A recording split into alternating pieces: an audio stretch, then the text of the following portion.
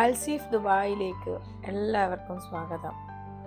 Exploring ടാലൻസിലൂടെ നമ്മൾ ഇന്ന് പോകുന്നത് അൽസീഫ് ദുബായ്. അൽസീഫ് ദുബായ് നമുക്ക് കാണാം. നമുക്ക് ചുറ്റും അൽസീഫ് കഥ പറയുന്ന ഒരു സ്ഥലമാണ്. ദുബായിയുടെ ചരിത്രവും ആധുനികതയും തമ്മിൽ ചേർന്ന് സൃഷ്ടിച്ച ഒരു, സത്യം പറഞ്ഞ, ഒരു അത്ഭുതം. അൽസീഫിന്റെ അർത്ഥം ക്രീക്ക് തീരം എന്നാണ്. ഓക്കെ, ഇതിൻ്റെ പ്രത്യേകത എന്താണെന്ന് വെച്ച് കഴിഞ്ഞാൽ ദുബായിയുടെ പഴയ കാലം പുതിയ കാലം ഒരുപോലെ നമുക്ക് അനുഭവപ്പെടും. അതാണ് അതിൻ്റെ ഒരു പ്രത്യേകത എന്ന് പറയുന്നത്. ഒരുപാട് പാരമ്പര്യ ഓർമ്മകൾ അതിൽ ഉണ്ട്. അൽസീഫ് അനവധി കാലങ്ങളായി ദുബായിയുടെ സമുദ്ര വാണിജ്യത്തെ ആസ്പദമാക്കുന്നു എന്നാണ് പറയുന്നത്. എന്ന് വെച്ച് കഴിഞ്ഞാൽ ഒരിക്കൽ ദുബായിയുടെ സമൃദ്ധി പ്രധാനമായും ദുബായ് ക്രീക്കിനോടുള്ള ബന്ധത്തിലായിരുന്നു. ഒരു പ്രദേശം പഴയ കാലത്ത് വ്യാവസായികൾ, മത്സ്യക്കാരും അതേപോലെ വ്യാപാരികളും അവിടെ താമസിച്ചിരുന്നു. അവരുടെ ജീവിതം, അവരുടെ ബിസിനസ്, കപ്പലുകളായും തമ്മിലുള്ള അവരുടെ ബന്ധം, അതെല്ലാം സമുദ്രത്തോട് അനുബന്ധിച്ചിട്ടുള്ളായിരുന്നു. അതുകൊണ്ടാണ് അങ്ങനെ പറയുന്നത്. പ്രസിദ്ധമായ ധവകൾ, അവിടുത്തെ മത്സ്യക്കച്ചവടം, വ്യാപാര നാടുകൾ, പഴയ കാലം വരെ അവിടെ നിന്നാണ് ദുബായിക്ക് സാമ്പത്തിക വ്യവസ്ഥ, സാംസ്കാരിക വിനിമയവും ഒക്കെ തുടങ്ങിയതെന്നാണ് കാലം പറയുന്നത്. ഇവിടെ നിങ്ങൾക്ക് കാണാം അതിൻ്റെ ഒരു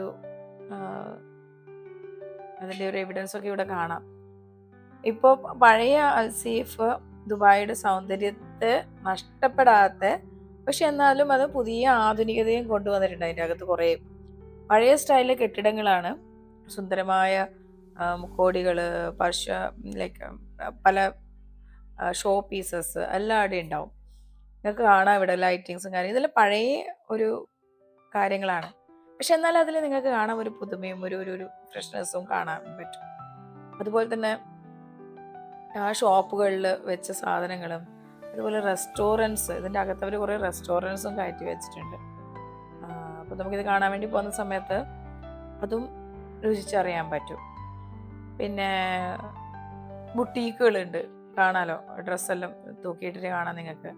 അതുപോലെ ഈ റെസ്റ്റോറൻറ്റ് എന്ന് പറയുന്നത് കഴിഞ്ഞാൽ ഇൻ്റർനാഷണൽ ടൈപ്പ്, ലൈക്ക് ഏതൊക്കെയോ നാടിൻ്റെയൊക്കെ കാണാനുണ്ട്. പക്ഷെ നമ്മളത് കയറി അധികം എക്സ്പ്ലോർ ചെയ്തിട്ടില്ല.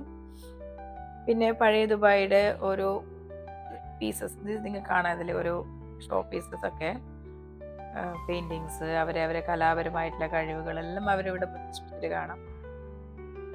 സത്യം പറഞ്ഞു കഴിഞ്ഞാൽ പുതിയ വെളിച്ചവും പഴയ കാലത്തിനും ഓർമ്മകളും എല്ലാം കമ്പൈൻ ചെയ്തിട്ടുള്ള ഒരു ഡെക്കറേഷൻ സ്റ്റൈലാണ് ഇവിടെ കാണാൻ പറ്റും.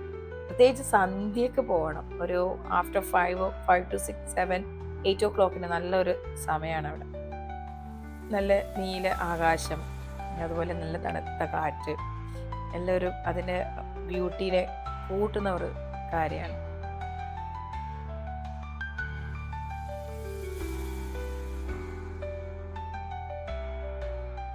അതുപോലെ അൽസീഫിൽ കാണുന്ന ദുബായിയുടെ ഹിസ്റ്ററി, അല്ലെങ്കിൽ നാവിക പാരമ്പര്യം എന്ന് പറയുന്ന സാധനം, അതൊക്കെ ഇവിടെ ശരിക്കും നമുക്ക് കാണാം. അതിൻ്റെ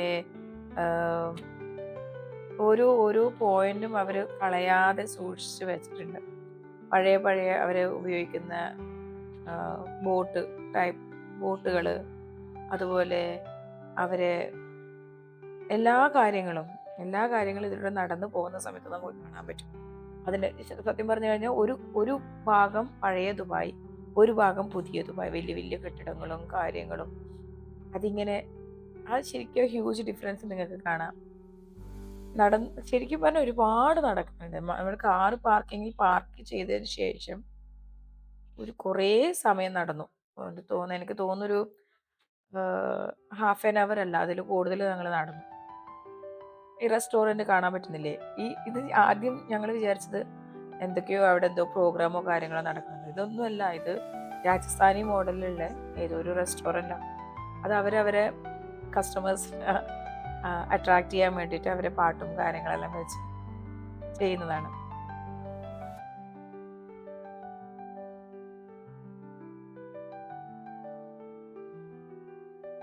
ഞങ്ങൾ പോയത് ഒരു ക്രിസ്മസ് ടൈമായിരുന്നു, ഡിസംബർ മാസമായതുകൊണ്ട് അവിടെ അതിൻ്റെ ഒരുക്കങ്ങളെല്ലാം കാണാം. വലിയൊരു ക്രിസ്മസ് ട്രീ അവരുണ്ടാക്കി വെച്ചിട്ടുണ്ടായിരുന്നു. അത് നല്ലൊരു ഒരു ഒരു ഒരു ഭയങ്കര അത്ഭുതകരമായിട്ടുള്ള ഒരു കാര്യമായിരുന്നു.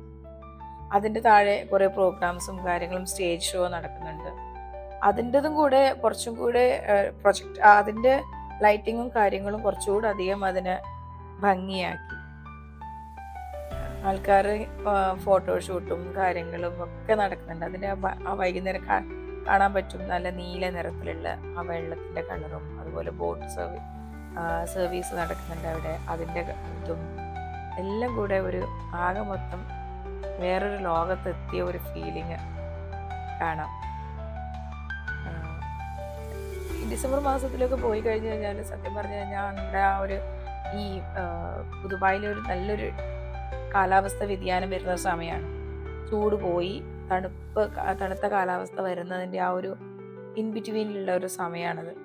അപ്പോൾ അതുകൊണ്ട് തന്നെ ആ ഒരു എൻജോയ്മെൻറ്റും ന്യൂ ഇയർ, ക്രിസ്മസ് എല്ലാം എൻജോയ് ചെയ്യുക. ഈവൻ കുട്ടികൾക്ക് വെക്കേഷൻ വരുന്ന സമയം, അപ്പം അങ്ങനെ കുറച്ച് ലീവും കാര്യങ്ങളെല്ലാം വരുന്ന സമയം തീർച്ചയായും നിങ്ങൾ ദുബായിലുള്ളവരാണെങ്കിൽ അല്ലെങ്കിൽ ഷാർജ അജ്മാനിലുള്ളവരാണെങ്കിൽ അതുപോലെ നാട്ടിൽ വിസിറ്റിൽ വരുന്നവരാണെങ്കിൽ അവർക്ക് വന്ന് കാണാം. ഒരു നല്ലതാണ്. ഇതിൽ ടിക്കറ്റ്, അതായത് എൻട്രൻസ് ടിക്കറ്റോ കാര്യങ്ങളോ ഒന്നുമില്ല.